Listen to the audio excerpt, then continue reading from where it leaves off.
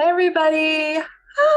Hi, everyone on YouTube. It's your favorite professor, Dr. Ashley. Hey, how y'all doing? How's life treating you? How are your careers going and such? Pretty good? Not so good? Maybe that's why you're here. You have questions. All right. Anyway, let's get to it. So in this video, I've noticed that there are a lot of our viewers from overseas send me questions on how they can start their career in the United States and what to expect, specifically how much school might cost and what salary they might be expecting if they were to finally get into their dream career, healthcare administration in the United States, right? So I have one comment question sent by a viewer named Neil. I don't want to give his full name out, but so he says, "Hello, ma'am. Please make a video on the scope and salary basis of healthcare administration course in the United States." Well,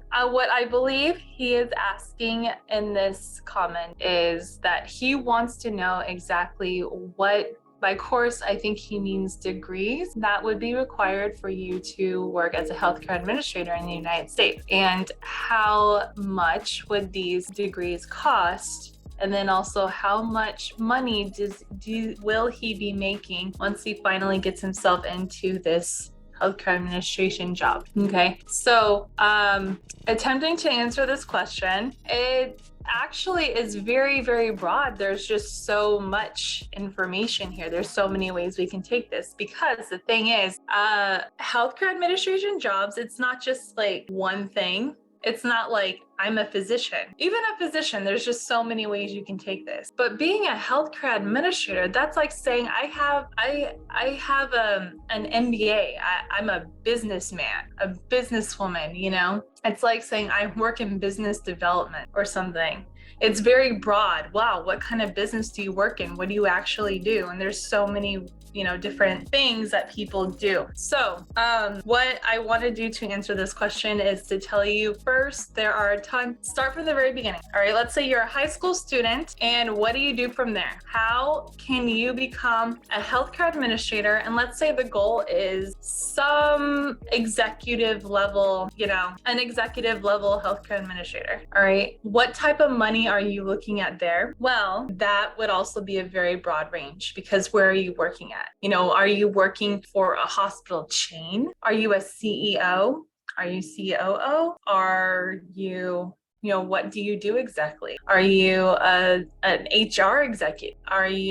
So exactly, specifically, what are you doing in healthcare administration? And how high up, So anyway, let me just say that once you get up to a certain point, an executive level, a director, executive level of healthcare administration, you're probably looking at $150,000-ish and higher. And really, at that point, depending on where you're actually working and what type of a company you're working for, is it a huge company? Is it a company that went public and has stakeholders?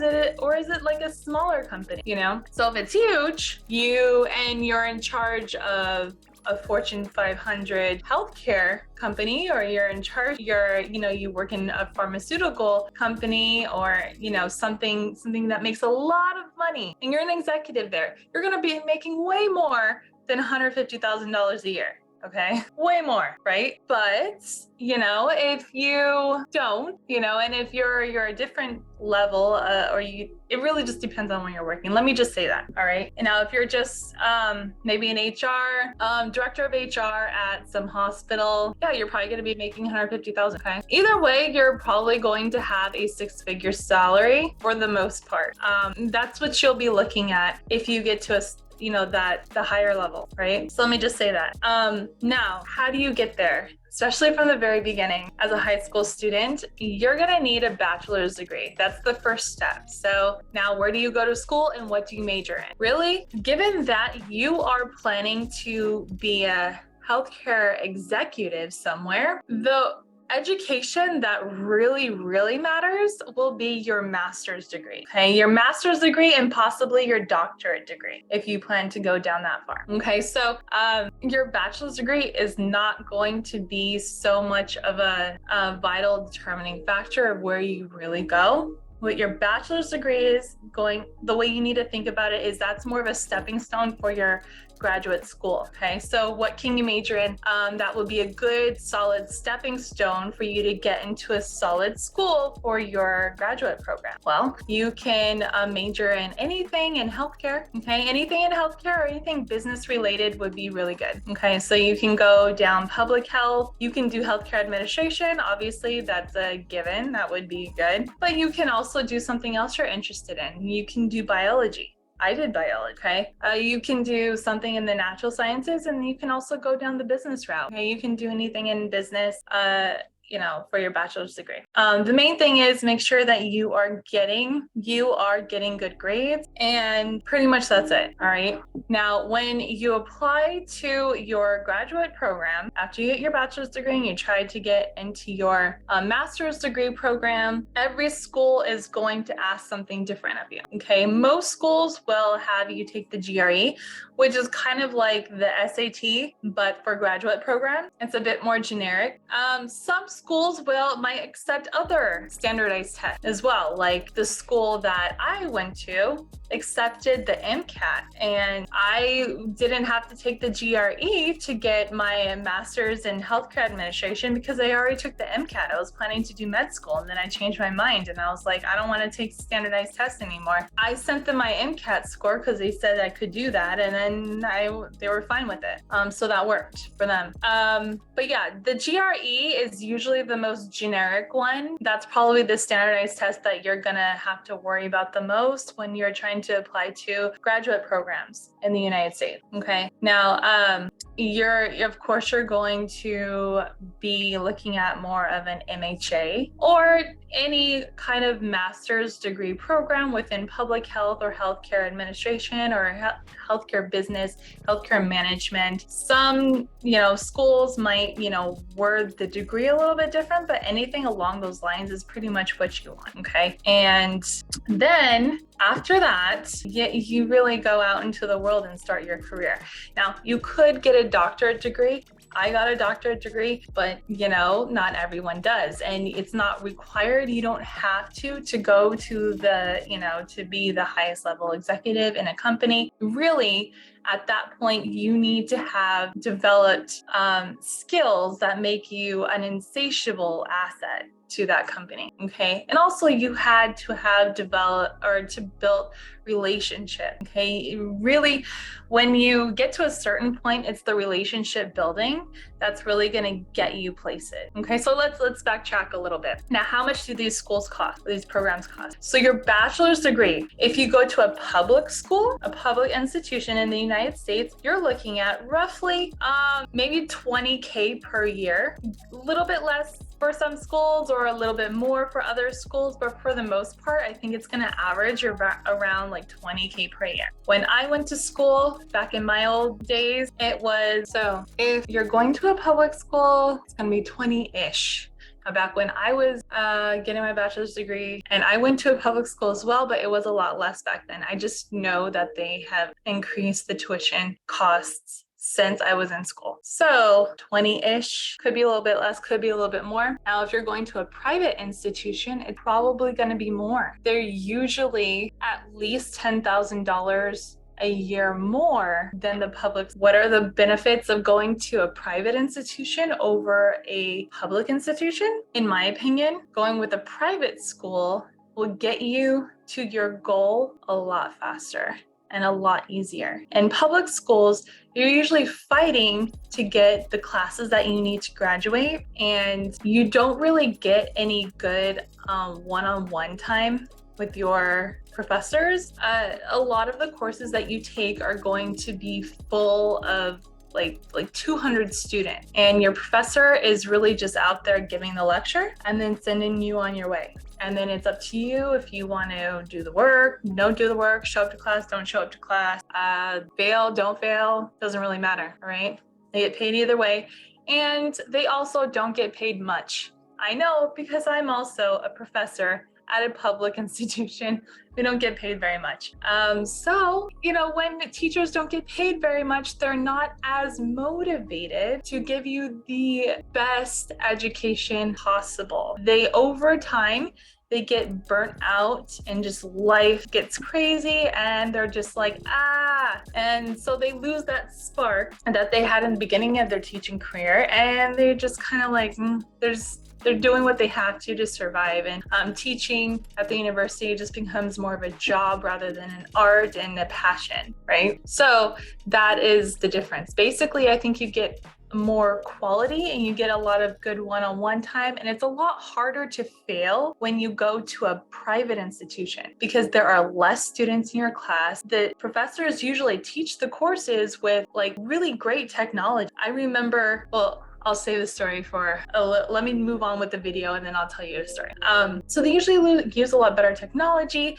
They watch over you a lot. If they see that your progress isn't, moving forward, they're probably going to say something. They're going to come after you. They'll be telling you to, hey, turn this thing in. Hey, are you doing okay? Do you need extra help with this? Contact me about this. Your essay wasn't very good or whatever, but they will go after you because they may want to make sure that you are getting quality education, that you are getting what you're supposed to get out of those classes. Whereas public schools don't really do that. They go, you know what? We're doing our part, so you have to do yours because we're not going to chase you. You're an adult. That's the difference. Also, about the whole fighting for classes thing, many times when you need to take a certain class for your major, and let's say that class is only offered one semester per year, so you have to take that class, yet you're fighting for that class with like 500 students. You're all trying to get into the same class, and maybe there are only like 75 openings for that class. What's going to happen?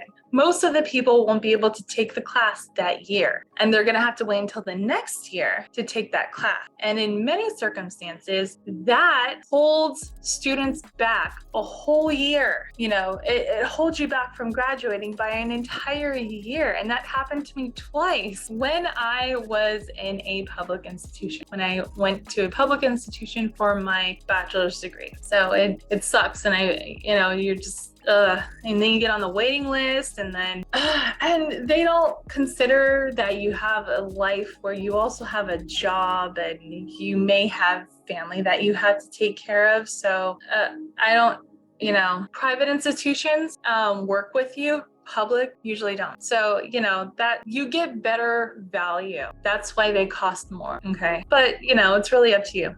Whatever you feel like. Although, if you want to save money, obviously you need to go with a public institution, but if it's about money, but if it's about getting the best bang or the best value and moving fast, you probably want to go with a private school. Okay. So, but good. There's your cost for a bachelor's degree. For public, it's going to be about 20-ish. For private, it's going to be about 30-ish. It could also be a lot more. I've seen many private schools can go more than $30,000 a year. Some private schools, especially a lot of new online ones that aren't really, where they don't have a high student volume yet, they might have low tuition. The only thing about those is you may want to watch out because sometimes they may not be accredited, and sometimes it just might not be quality because, let me tell you this, even though they may be accredited, they also might, since they have low student volume, that school might not be making enough money to pay their professors very well. And if the professors aren't paid very well, like I've said before, then they're not going to put forth their best effort for the student. Unfortunately, money talks. Right. So, the professors aren't paid well then. And usually the institution needs to have a high student volume. They need to be getting in a lot of students, a lot of money from those students paying their tuition fees, right? So that they can pay their professors very well. And if that's not happening, then, Anyway, moving forward. Next, you go to get your master's degree. How much is your master's degree going to cost you? It's going to cost you roughly $4,000 if you're going with a public institution. Then it's going to cost you more than that, of course, if you're going with a private institution. So of course, it's the same story. You just got to weigh it, see exactly what one may work better for you. With private institutions, of course, you have to worry about how accredited they are. And then, like I said, how good is the quality education there? And sometimes even if it's bad quality education, and if all you care about is getting that piece of paper that says you have the degree, that may be all you care about. So you also don't really have to worry too much about the instruction that's being delivered, because sometimes the instruction is not even there with like the really cheap online university. And if that doesn't bother you, then go with one of them, because if they're accredited, then it counts, so it's still a degree, so that'll work too. And so anyways, how long do these take? Bachelor's degree, minimum 4 years, but it could go 4 to 6. Some people take a lot longer to graduate with their bachelor's degree. Master's degree, how long does that take? It could take anywhere from 1.5 years to maybe 3. It usually doesn't take too long for a master's degree. In my experience, what I've seen, most people get through it pretty quickly. It usually don't have very many courses. They're not as intense as your bachelor's degree level classes. It's not a lot of memorization. Master's degree courses are usually more practical or philosophical, and they give you a lot of independent work for you to do. Okay, so it's not so much about here's a ton of information, now go memorize it for this test, and they keep throwing that at you for each class that you take. Getting a master's degree is not really like that. You're going to be learning concepts, and then you're going to be doing write-ups, and you're going to have like these seminar sessions where you just have discussions with your peers, and then you're going to be doing research projects, things like that. So it's not well, they're different, but so after you get your master's degree, now you have an MHA or whatever one you chose to get. Now you are ready to move up in the world, all right, in healthcare administration. The thing is, while you were getting your bachelor's degree, here's another thing they don't tell you. You really do need to start getting a job. You need to start your job while you're getting your undergrad degree, because that's going to get your foot in the door. It's going to get you starting to get used to networking with other healthcare professionals. And it's also going to get you to start developing certain practical skills in the healthcare field that you can transfer to anything. And you can transfer that to your next position, and then transfer that to your next position, which is going to eventually lead you to your executive level position. Okay. If you wait until after you finish your master's degree to get your first job in healthcare, you're going to be very disappointed, because more than likely you're going to get an entry-level job and you're going to work for minimum wage. Okay. With the master's degree. You're probably sitting there thinking, I was supposed to be making 6-figure. Not yet, okay? You need to have practical skills already built up in your toolbox, okay? For you to take over to those more director, executive type positions. Okay, so you're not going to be able to get there yet. That is going to be several years down the road. Now, are you going to get there as soon as you finish your master's degree? If you have experience, probably not. After you have your master's degree, if you have been getting experience for the last couple of years, you've been working in healthcare, great. Now you got your bachelor's degree. What you're going to do now is you're going to start networking the crap out of yourself, and you're start building relationships, and go ahead and start applying to jobs. Really set yourself up. Okay. This is where you build your fantastic looking profile portfolio that you can start showcasing when you go out and you start cold calling, cold emailing, and even making visits to different organizations. And also, when you go to networking events, okay, you really want to have something solid. You want to have built up enough leverage at this point. So anytime you're in a situation where you can talk to another healthcare executive, you can talk to them like I'm a peer, okay? I have the same skills you have. I'm an asset to every company I work with. I increase their sales. I hire people that increase sales, that, do this, do that. And, I make everything better every time I work for someone. Okay. Every time I move up in a position, this is what I do. This is what I bring to them. So you need to work yourself up to that level. And then it's going to be a lot easier for you to apply to jobs or talk your way into a job at some sort of event, right? Or even just find something on LinkedIn. But it's just going to be very, very easy for you to almost walk into a job once you've built up a reputation and you have your education backing everything up. And of course, you have your. So I hope that answers your question. I'll catch you guys later.